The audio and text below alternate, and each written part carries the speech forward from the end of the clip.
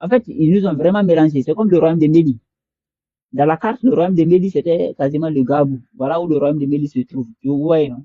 Et ça, c'est logique. Parce que si quelqu'un qui est au royaume de Méli dit qu'il a fait des bateaux pour aller traverser l'océan, c'est logique parce qu'il est à côté de la mer. Mais eux, ils ont laissé ça. Ils sont allés inventer un royaume de Mali, empire de Mali, royaume de Mali, empire de Mali au Mali. Or, le Mali, c'est un pays enclavé. Il n'y a pas de, comment ils ont pu faire des bateaux là-bas, les gens qui sont dans le désert. Ils disent qu'ils ont fait 2000 bateaux pour aller découvrir les Amériques. Or, le gars qui a dit qu'ils ont découvert l'Amérique là, en fait, sa seule preuve, c'est des racontards oraux. C'est-à-dire que Kankou Moussa, qui n'a rien à voir avec Sundiata Keita, rien du tout. Kankou Moussa n'a rien à voir avec Sundiata Keita. Voilà. Kankou Moussa, c'était un dirigeant du nord de la zone de Tombouctou Walata. Ouais, non, la zone de Tombouctou Walata. Kankou Moussa, c'est là-bas qu'il vivait en fait. C'était un musulman qui vivait avec les chabous. Il n'a rien à voir avec les féticheurs là. Voilà. Quand ils racontent ici dans leur mythes. En fait, ils ont pris des mythes pour écrire des mythes comme si c'était de l'histoire. C'est-à-dire que des handicapés qui déracinent des baobabs, des serpents, des gens qui coupent des têtes de serpents, comme les Soninké, là, les Soninké, ils disent que leur ancêtre a coupé les têtes de serpents, des gens qui se baladent avec des vautours. Vous voyez, non, ils ont pris leurs mythes, ils ont installé, ils nous ont proposé des mythes comme si c'était de l'histoire réelle. Voilà. Maintenant, ils sont en train de forcer le narratif pour l'imposer. Ils ont inventé leur village de Niani, alors que voilà la zone qu'on appelait Niani avant. C'est cette zone où il y a mon doigt ici, là. C'est ici qu'on appelait Niani. Jusqu'à aujourd'hui, on appelle ici Niani.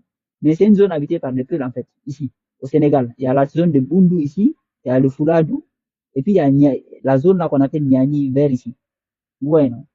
Mais eux, ils ont laissé ça, ils sont allés inventer un village en 1877 pour l'appeler Niani. Juste pour valider leur histoire à dormir debout. Ils ont pris leurs mythes qu'ils avaient dans le Caucase. Parce que, en fait, ça, c'est des mythes. C'est les mythes qu'ils avaient au Moyen-Orient là-bas. Dans la zone de Kazakhstan, Tchékistan, voilà, je sais pas, à Ouzbékistan. C'est là-bas ils avaient les histoires là. C'est là-bas qu'ils vivaient. Et c'est pour cela qu'aujourd'hui, si vous tapez même sur Google, vous regardez les pays comme les Kazakhstan, les machins, les Turkménistan, vous allez voir que c'est des territoires vides. Il n'y a pas de territoires vides. Il n'y a pas de population là-bas. Les habitants là-bas, il n'y en a pas. Il n'y a quasiment pas d'habitants. Regardez, tapez seulement Turkménistan. Tapez Turkménistan, Kazakhstan et machin. Vous allez voir que c'est des espaces vides. C'est des espaces vides. Vous voyez, non? Donc, les populations qui étaient là-bas ont été déplacées ou bien se sont déplacées. Et c'est les gars là. Vous voyez leur tête? Ça, c'est des Caucasiens noirs. C'est eux qui ont vaincu en Europe ici. Quand ils ont vaincu ici, après, on ne sait pas comment ça s'est passé. En tout cas, ils ont laissé le point à leurs équipiers blancs. Parce qu'ils vivaient ensemble dans le Caucase. Vous voyez, non? Maintenant, eux-mêmes là, ils ont continué la guerre. Parce que c'est eux qui sont les armées. Parce que quand on vous parle ici, on dit l'armée française. Quand tu connais pas, toi, tu imagines l'armée française, tu imagines des blancs. Mais en vrai de vrai, quand il y a la guerre, quand la France fait la guerre réellement là, tous les vrais militaires là, c'est des noirs en fait. Même les États-Unis, quand tu connais pas, tu entends armée des États-Unis, machin, machin. Si tu connais pas, si tu connais pas, tu vas penser que oui, la vraie armée des États-Unis, c'est les blancs qu'on voit à la télé là. Non, les vraies armées des Américains, les vrais militaires des Américains, ce sont les noirs, ce sont les gens qui disent black là. Même la France, quand la France a fait la guerre, je sais pas si c'était contre l'Algérie là. Quand la guerre a chauffé, vous savez qui sont les militaires qui sont venus vraiment mater? C'était les Antillais. C'est les Antillais qu'on a amenés. Quand on dit l'armée française là, c'est vrais militaires français, les vrais même là. C'est vers les Guyanais, les Guadeloupéens, les Antilles, les Martiniquais, c'est eux qui sont la vraie armée en interne là. Quand ça chauffe là, c'est eux qui entrent en scène. Quand ça chauffe vraiment, quand il y a vraiment une guerre réelle, ça chauffe vraiment là, c'est eux qui entrent en scène. Aux États-Unis, pareil, c'est le gars qu'on dit noir américain là. Quand ça chauffe réellement, c'est eux qui entrent en scène. En fait, les blancs que vous voyez là, c'est comme les figurants. Et ils sont là pour parler. On n'a pas compris réellement qu'est-ce qui s'est passé là. Comment les gars ils nous ont vécu. Qu'est-ce qui s'est réellement passé.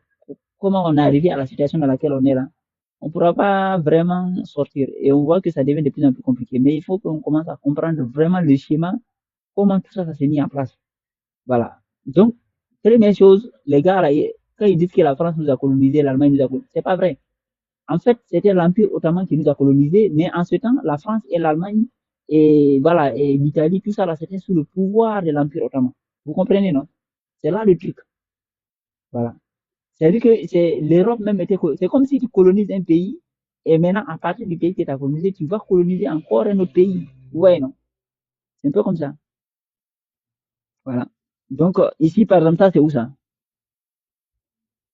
Ça, c'est au Burkina. Vous voyez les maisons au Burkina? Vous voyez ces types de maisons-là? Ça, c'est pas des types de maisons qu'on construit, que les gars, et voilà. Ça, c'est le type de maisons qu'on qualifie de type tartarien. Ça, c'est au Burkina, hein. Je sais pas si vous allez trouver ces types de maisons, parce qu'ils ont beaucoup effacé. C'est un truc, c'est vraiment extraordinaire. C'est-à-dire que depuis les années 60 jusqu'à aujourd'hui, là, il y a beaucoup de choses qui ont été effacées. Vous voyez, ça, c'est au Burkina, hein. Ça, c'est au Burkina. Donc, ce type de maisons-là, vous n'allez plus les retrouver si vous allez regarder là-bas aujourd'hui. Voilà, ils vont vous dire que non, on était dans les cases. Voilà, ils nous ont effacé nos trucs. Vous voyez, non? Vous voyez, par exemple, ça c'est l'hôpital central au Sénégal. Cet hôpital-là, ça, le type d'architecture qu'on dit tartarien.